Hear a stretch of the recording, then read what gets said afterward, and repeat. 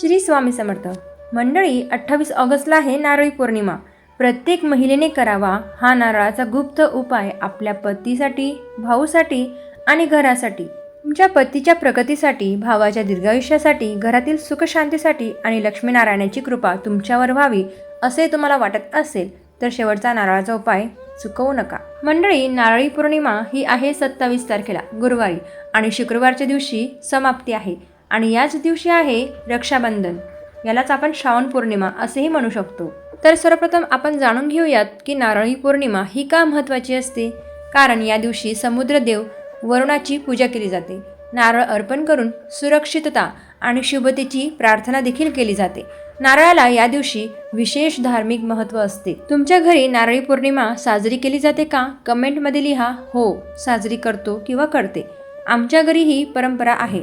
तुमचा एक कमेंट म्हणजे तुमची श्रद्धा। नारळी पौर्णिमेच्या दिवशी प्रत्येक महिलेने करावे हे गुप्त उपाय। त्यातील एक पहिला उपाय आपण जाणून घेऊयात आपल्या पतीच्या प्रगतीसाठी।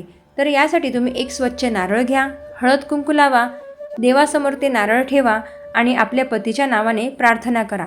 नारळ हातात घेऊन म्हणा, माझ्या पतीला आरोग्य, यश आणि प्रगती लाभो आणि हे नारळ माता कुलदेवतेच्या समोर ठेवून द्या। उपाय क्रमांक 2, पती पत्नीच्या नात्यासाठी। तर सायंकाळच्या वेळी आपल्या घरातील देवघरासमोर बसा आणि तिथे तुपाचा दीप प्रज्वलित करा। लक्ष्मीनारायणाचे स्मरण करा, मनामध्ये प्रार्थना करा की आमच्या नात्यामध्ये प्रेम आणि समजूतदारपणा राहो आणि तुम्हाला शक्य असेल तर एक माळ जप ही लक्ष्मीनारायणाच्या नावाने जप करा। उपाय क्रमांक 3, माता लक्ष्मीनारायणाची कृपा ही आपल्यावर सदैव राहो। तर या नारळी पौर्णिमेला तुम्हाला हा उपाय करायचा आहे, लक्ष्मीनारायणाची सेवा। तर सर्वप्रथम एक तुपाचा दीप प्रज्वलित करा, लक्ष्मीनारायण यांच्या फोटोसमोर पिवळे फुलं अर्पण करा, तुळशीपत्र अर्पण करा आणि ओम श्री महालक्ष्मी नमः या मंत्राचा एक माळ जप करा। जर तुमच्या घरात बरकत राहत नसेल तर हा उपाय क्रमांक 4 नक्कीच करा आपल्या घराच्या बरकतीसाठी। तर सर्वप्रथम एक नारळ घ्या, त्यावर कुंकवाने स्वस्तिक काढा। स्वस्तिक काढल्यानंतर लक्ष्मीनारायणाच्या प्रतिमेसमोर किंवा फोटोसमोर हे नारळ ठेवा आणि प्रार्थना करा, माझ्या घरामध्ये कायम सुखशांती आणि बरकत राहो। ही प्रार्थना अगदी मनापासून आणि भावनेने श्रद्धेने करा।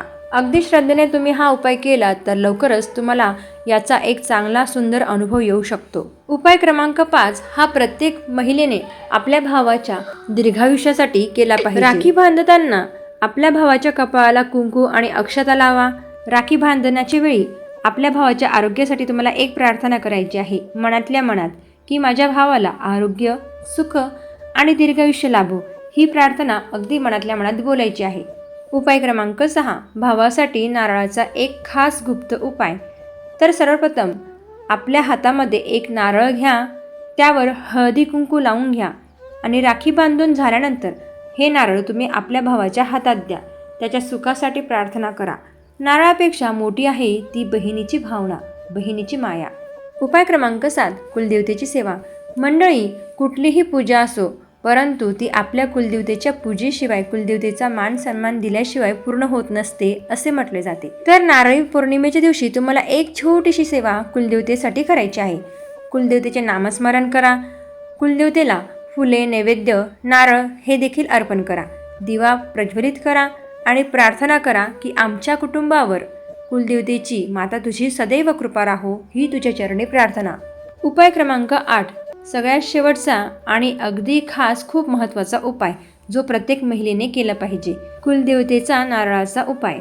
तर सर्वप्रथम एक स्वच्छ नारळ घ्या, त्यावर हळदी कुंकुवाने स्वस्तिक काढा, आपल्या कुलदेवतेचे नाव घ्या आणि एक संकल्प करा की माझ्या कुटुंबाला सुख, आरोग्य आणि योग्य मार्ग मिळो।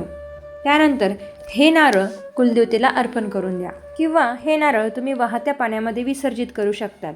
यामुळे नक्कीच माता कुलदेवतेची तुमच्यावर सदैव कृपा राहू शकते। मंडळी, जर ही आध्यात्मिक माहिती तुम्हाला आवडली असेल तर अशाच आध्यात्मिक उपायांसाठी स्वामी सेवा या चॅनलला सबस्क्राईब करा। तसेच तुमच्या कुटुंबातील प्रत्येक महिलेपर्यंत हा व्हिडिओ पोहोचवा। श्री स्वामी समर्थ। हर हर महादेव।